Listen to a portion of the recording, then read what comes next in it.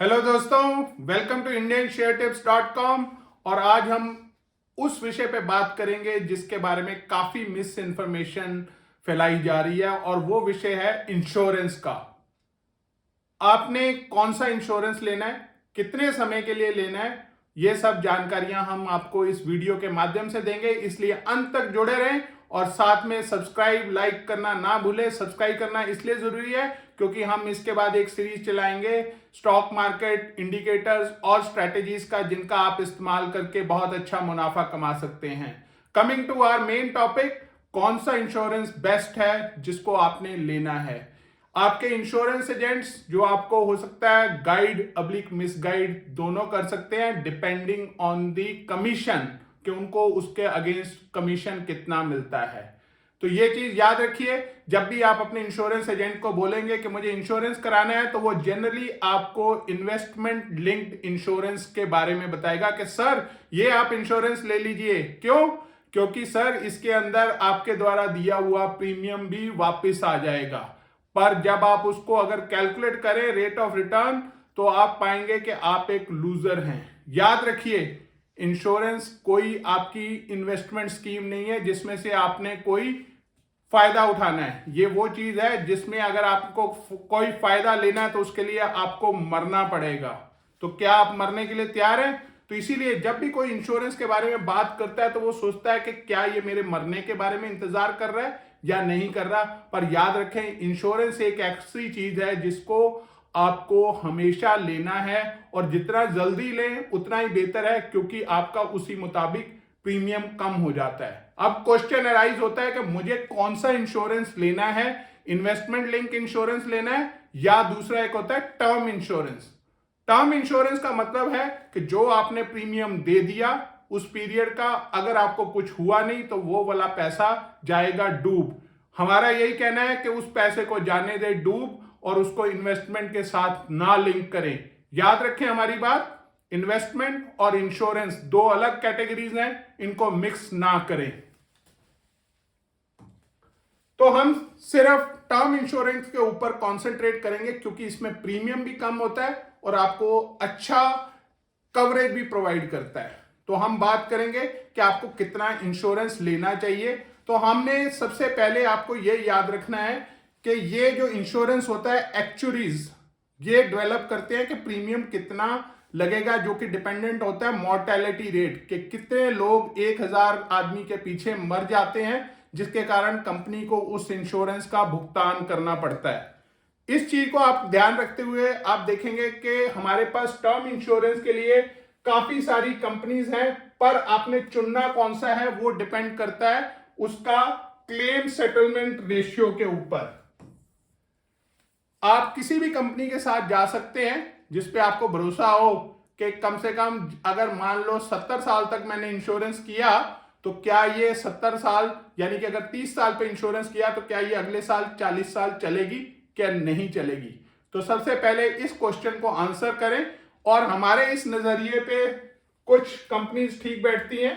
Bajaj, HDFC, ICICI, Kotak, LIC, PNB, SBI, और आप कह सकते हैं टाटा का भी ग्रुप मजबूत है। तो आप बेसिकली इन कंपनीज के अंदर अपना इंश्योरेंस ले सकते हैं। तो इंश्योरेंस लेने का सही समय कौन सा है? तो हम कहेंगे इंश्योरेंस लेने का कोई समय सही नहीं है, और वो जो सही समय है वो है अब और आज। क्योंकि आप जितना जल्दी आप इंश्योरेंस लेंगे उतनी ही जल्दी आपका प्रीमियम कम रहेगा। जितना लेट करोगे आपका उतना ही ज्यादा प्रीमियम बढ़ता जाएगा।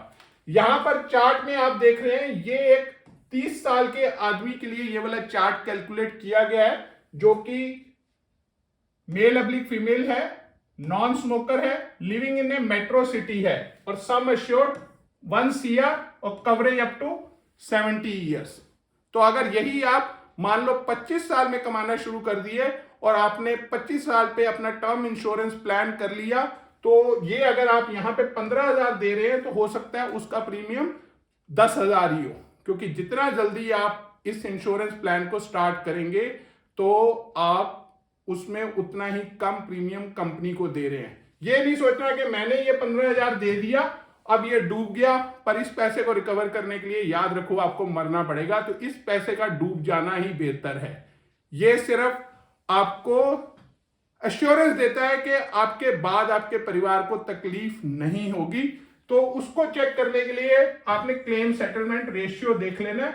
दूसरा हमने आपको बता दिया है कि जो कम से कम 40 साल आपको लगता है कि कंपनियां चलेंगी, बेसिकली जो स्टॉक मार्केट लिस्टेड कंपनीज हैं उनमें आप थ्रू उनके इंश्योरेंस कर सकते हैं।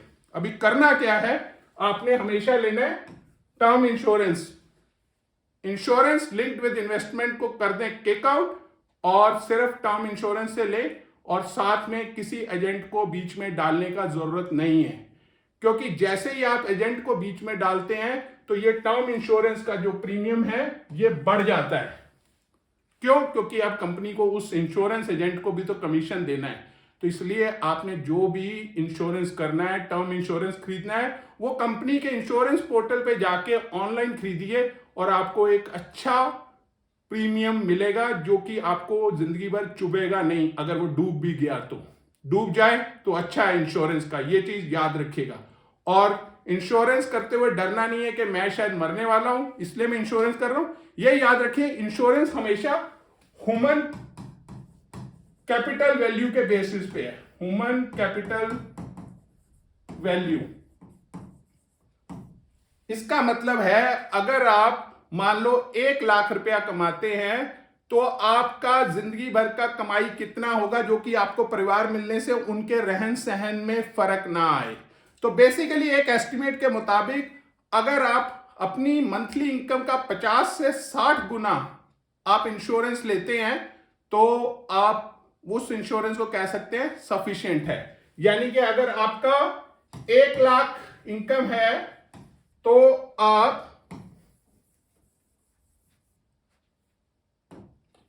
50 लाख का इंश्योरेंस ले सकते हैं। और वही अगर आपकी इनकम 2 लाख है तो आपका इंश्योरेंस कितना हो जाएगा? 1 करोड़। तो जनरली ओवर इंश्योरेंस भी लेने की जरूरत नहीं है, क्योंकि एम इंश्योरेंस का यही है कि अगर आप गुजर गए तो आपके पीछे परिवार को तकलीफ ना हो। Over insurance is not a good thing, क्योंकि फिर अगर आप ओवर इंश्योरेंस करेंगे तो यहां पे बढ़ जाएगा प्रीमियम आपका, और आपकी जिंदगी के दौरान आपको फिर वो प्रीमियम देते हुए काफी कष्ट होगा। तो इस चीजों को अगर आप ध्यान रखेंगे, आप प्रीमियम्स को चेक कर सकते हैं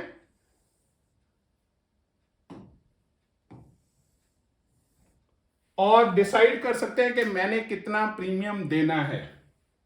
हम इसको इरेज कर देते हैं ताकि आप चार्ट को अच्छे से देख पाए और डिसाइड कर पाए कि मैंने कौन सी कंपनी के साथ इंश्योरेंस लेना है।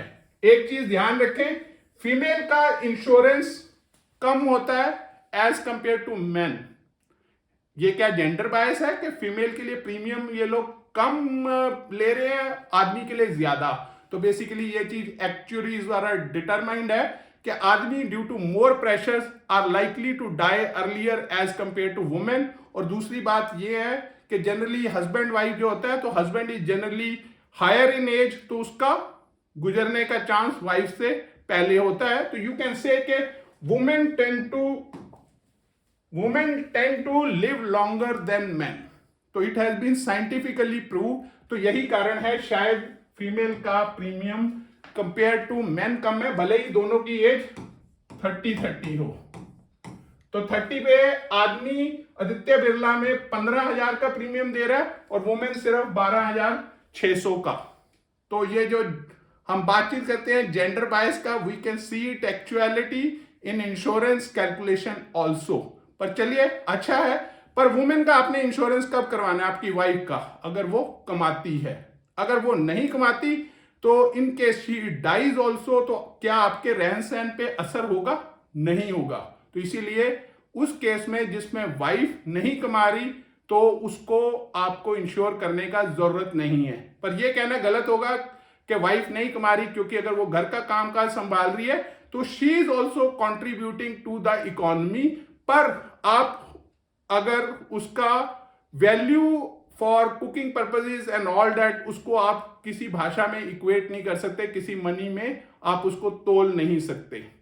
तो बेसिकली इंश्योरेंस हमने उसका करना है जो कि बाहर से पैसा घर के अंदर ला रहा है, और अगर वो गुजर जाए तो परिवार पे उसकी ना रहने का काफी असर होगा। तो आप देख पा रहे हैं कि आप इंश्योरेंस 100 इयर्स तक भी ले सकते हैं। तो हम ये डिस्कस करेंगे कि आपको इंश्योरेंस कितनी एज तक लेना है। आदमी चाहेगा कि मेरा मैक्सिमम 100 इयर्स तक हो, ताकि ये 100 इयर्स तक तो चांस ज्यादा ही है कि मैं गुजर जाऊंगा, तो बच्चों को पैसे मिल जाएंगे। पर ये याद रखिए कि जब आप 100 इयर्स तक कर रहे हैं और आज आप 30 के हैं, तो 70 साल के अंदर पैसे का वैल्यू भी डेप्रिशिएट कर रहा है। जो चीज 1 करोड़ आपके सामने आज है, और अगर 6% इन्फ्लेशन हो रहा है, 6% इन्फ्लेशन इज गोइंग ऑन, तो उससे क्या है, पैसे का वैल्यू हर साल 6% के हिसाब से कम होता जा रहा है। तो अगर आप देखेंगे, अगर 70 साल के बाद 1 करोड़ का वैल्यू आप देखेंगे, तो वो हो सकता है घट के 5-6 लाख के इक्विवेलेंट ही रह जाए। तो इसीलिए इस लालच में नहीं जाना कि मैं ज्यादा समय के लिए इंश्योरेंस लेता हूं और उसमें मेरा गुजर जाने का ज्यादा चांस है और पैसा बच्चों को मिल जाएगा, तो ये गलत है। अब हम आएंगे कि कौन से तरीके से आपको इंश्योरेंस कितने साल तक लेना है। अगर आपको लगता है कि वर्किंग एज आपकी 60 साल है, तो आपको इंश्योरेंस सिर्फ 60 साल तक ही लेना है। अगर आपको लगता है कि रिटायरमेंट होने के बाद आप 10 साल और काम करेंगे और पैसा कमाएंगे, तो आपने फिर 70 साल तक इंश्योरेंस ले लेना है। और अगर आपको लगता है कि मैं 60 के बाद रेस्ट करूंगा, मेरी सारी जिम्मेवारियां पूरी हो गई हैं, मेरे बच्चे सेट हो गए हैं, उनकी शादी हो गई है, उनकी नौकरियां लग गई हैं, तो आपको 60 से ऊपर एक भी रुपया देने का जरूरत नहीं है।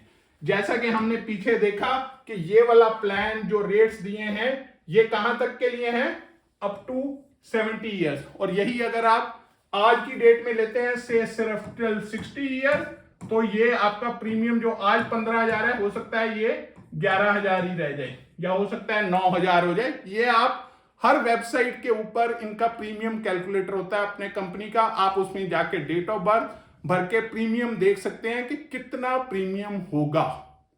इंश्योरेंस एजेंट आपको बोलेंगे मेरे थ्रू करो, मैं आपको पहला इंश्योरेंस प्रीमियम वेव करवा दूंगा। पर याद रखो, आप अगर एजेंट के थ्रू करोगे तो ये वाला प्रीमियम बढ़ जाएगा, और मोस्ट प्रोबेबली वो आपको टर्म इंश्योरेंस के लिए कभी भी रेफर नहीं करेगा, क्योंकि इसमें उसका कमीशन बहुत कम होता है। तो चीजें जो याद रखने वाली है, एक, आपने क्या करना है, सिर्फ टर्म इंश्योरेंस लेना है। 2, आपने अगर टर्म इंश्योरेंस को आपने एक्टिवेट करना है तो कहां से करेंगे, कंपनी के प्लेटफॉर्म से ही करेंगे। 3, वही कंपनी चुनना जो आपको भरोसा है कि कम से कम आपके प्रीमियम के दौरान कोलैप्स ना हो जाए। 4, कोशिश वो करना कंपनी के लेने की जो कि स्टॉक मार्केट में लिस्टेड हो। अगर आप इन चीजों का ध्यान रखोगे तो आप एक सुखमय जीवन व्यतीत कर सकते हैं। लास्ट, जितना जल्दी हो, 5वां पॉइंट, जितना जल्दी आप इंश्योरेंस स्टार्ट करेंगे उतना ही बेहतर है आपके लिए, क्योंकि उससे क्या है, प्रीमियम कम हो जाता है, आपको टेंशन नहीं रहती। और इसमें कई कंपनीज ये भी ऑप्शन देती हैं कि आप एक साथ ही प्रीमियम पूरे पीरियड का पे कर सकते हैं। उससे क्या होता है कि आपका total premium as compare to amount you pay वो कम हो जाता है। पर वो याद रखना, वो अमाउंट आप आज पे कर रहे हो, बशर्ते आप छोटा छोटा amount over a period of time पे करें, तो वो बेहतर है। तो हमारा इसमें सुझाव यही है कि रादर देन लमसम पेमेंट की बजाय आप एनुअल पेमेंट करें, उसमें आपको फायदा होगा। उम्मीद है लोगों को क्लियर हो गया होगा कि हमें इंश्योरेंस लेना है और कितना लेना है।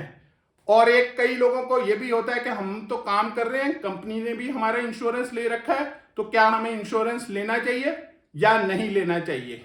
अगर आप कंपनी के द्वारा कवर्ड है इंश्योरेंस का, तो मे बी आप जब आपका कंपनी का इंश्योरेंस खत्म हो उसके बाद स्टार्ट कर सकते हैं। या आपको अगर लगता है कि कंपनी का इंश्योरेंस कम है, आपकी ह्यूमन वैल्यू ज्यादा है, तो आप एडिशनल इंश्योरेंस ले सकते हैं। मान लो कंपनी का इंश्योरेंस है 20 लाख रुपए का और आप कमा रहे हैं 1 लाख पर मंथ, तो आपकी ह्यूमन वैल्यू 50 महीने के हिसाब से होगी कितनी, 50 लैक्स। तो कंपनी ने 20 लाख आपको कवर किया, तो आपको इंश्योरेंस कितना लेना है? 30 लाख। और अगर आपका मनी का कंस्ट्रेंट नहीं है और आपने सोच रखा है कि मैंने 1 करोड़ का फिगर लेना है, जनरली ये एक मानसिक साइकोलॉजिकल फिगर है कि चलिए 1 करोड़ का इंश्योरेंस ले लेते हैं, अगर आपको फाइनेंशियल कंस्ट्रेंट नहीं है तो आप वो इंश्योरेंस एज ऑन डेट आज से भी शुरू कर सकते हैं। भले ही वो पैसा डूब जाएगा, पर ये प्रीमियम आपको एक कम प्रीमियम में एक अच्छा टर्म इंश्योरेंस का प्लान मिल जाएगा और जो कि लंबे समय के लिए चलेगा। हमने आपको बता दिया कि आपने कौन सी एज तक इंश्योरेंस करना है, डिसीजन आपका है। हमारा एम यही है कि हम आपको बताएं कि क्या आपके लिए सही है और क्या गलत। और अगर इंट्राडे में आपका मन है ट्रेड करने का तो बात करिए हमसे। हमारे बैंक निफ्टी ऑप्शन टिप का इस्तेमाल करिए, जिसमें आप 10,000 की कैपिटल से स्टार्ट कर सकते हैं। मॉर्निंग में 9:15 ऑनवर्ड्स तकरीबन 1 घंटे का समय दीजिए, अप टू 30% तक का इंट्राडे प्रॉफिट और रिवार्ड्स आपको अच्छे मिलते हैं छोटे स्टॉप लॉसेस के साथ। हमारा एम है कम ट्रेड करो, अच्छा मुनाफा कमाओ। आपकी सक्सेस में हमारी सक्सेस है। रिमेंबर टू सब्सक्राइब, लाइक और शेयर करना ना भूलें। Thank you.